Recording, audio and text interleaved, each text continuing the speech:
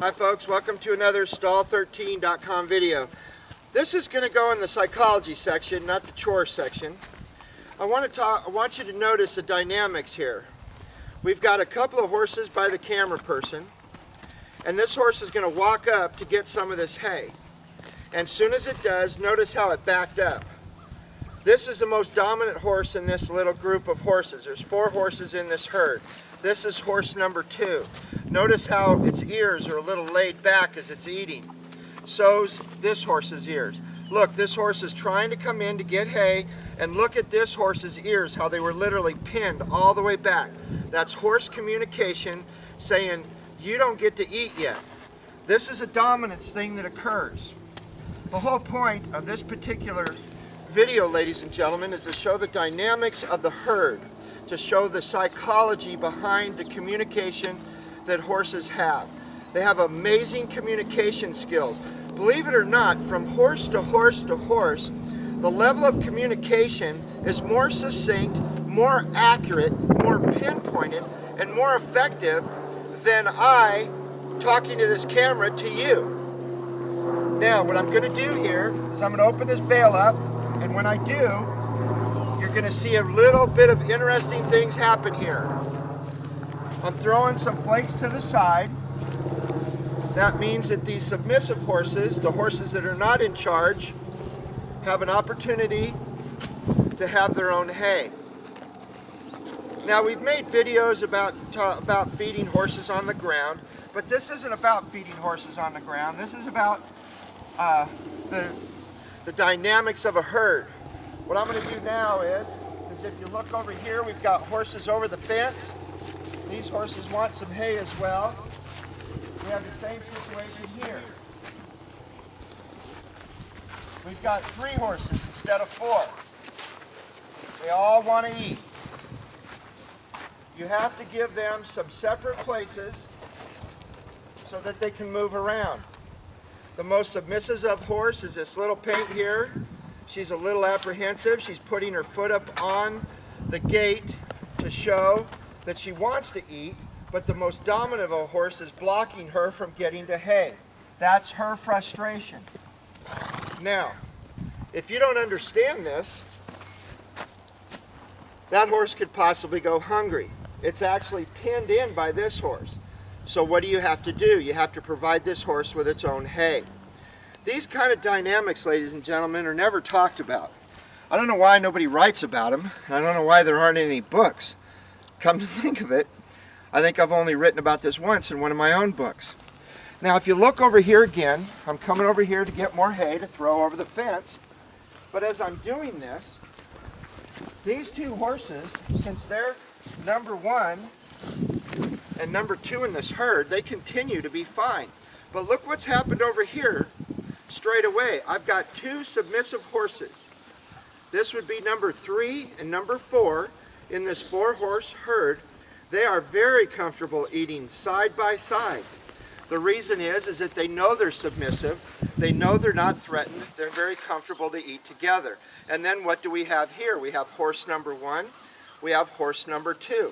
Even though he's dominant and he pushes her around once in a while, he's a gelding, she's a mare. The point being is look how comfortable they are. Now when you come over here to this herd, you have 3 individual horses eating 3 individual piles of hay. Now what we're going to do is we're going to enter a couple of more piles. If you take a square bale of hay, oh yeah, keep your mouth closed. Sorry about that, excuse me. If you feed a square bale of hay and you say, okay, here we have 7 horses right here now, and you want all 7 horses to have an equal amount of hay. If you just put 4 piles of hay with 4 horses, 3 piles of hay with 3 horses, you're really doing a disservice to the horses. Somebody is going to get screwed out of a meal. Also, the other thing that's going to occur is not only is someone going to get screwed out of a meal, but somebody may get kicked, bit, or struck.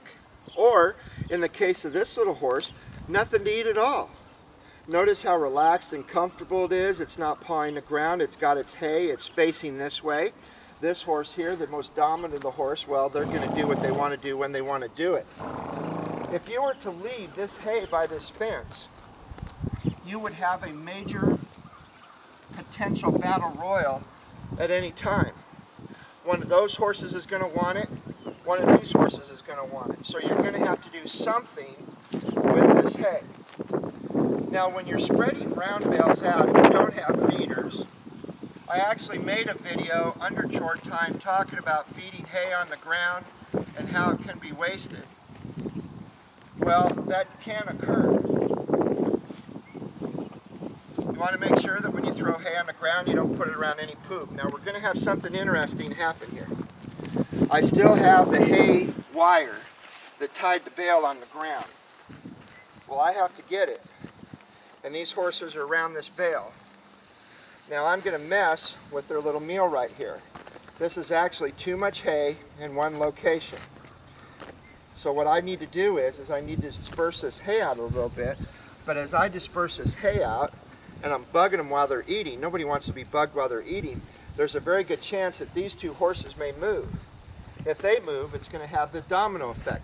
They will move the two submissive horses. And in doing so, you'll see more of the dynamics of the herd instinct and how these horses react to each other. I'm slowly going to eliminate all this hay from this area. It's moved on. It turned this way. That's good. Throw a bale at the camera person. Now we've got this little musical chairs happening. Everybody's moving around. Look, look, see what we have. Ears pinned back. Hopefully that got caught on camera. This horse, this smaller horse on the other side of this black horse, it's watching what's happening because now it has the number 2 around it. Watch what's going to happen here. Ears are back. Looking at this horse. Look at this horse, already willing to move on. If I was to take this hay, there's still a flake there, flake and a half. There's another flake there. If I move this flake out this far, eventually these horses are going to play musical chairs and they're going to move all around. Now, here we go. See, ready to move on. If I push this horse on, come on, let's go. Come on. If I make her move, see, the first little step, that brown horse started to take off. Look, here we go. There's number 1 going after number 4.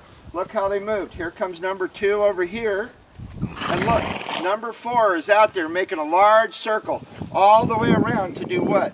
To get to the farthest bale that it possibly can. These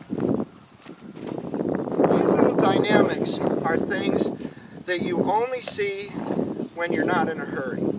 These kind of dynamics are only seen if you take your time. But once you understand the herd instinct, once you understand the dynamics of this, it is a wonderful tool to be used when working with your horses, from psychology to training, just not about chore time and feeding, but the same thing can be applied to buckets of grain, pellets, and so you really want to spread things out because they're going to move. So even though we have 4 horses in here, right now I've got 10 different places for them to eat. 4 horses and 10 different places to eat. I have 3 horses over there, and I've got 1, 2, 3, 4, 5. I've got 3 horses over there, and I got 7 places to eat. What does that mean? That means double. That means there's always availability to feed. Horses get their fill. Also with water tanks, if you have this type of thing, you may want more than 1 water tank, for no other reason that 1 horse cannot keep another horse from a water tank. This is the psychology, the dynamics, the structure of a family, otherwise known as a herd of horses. This has been another Stall13.com video. Take care of yourself and your horses.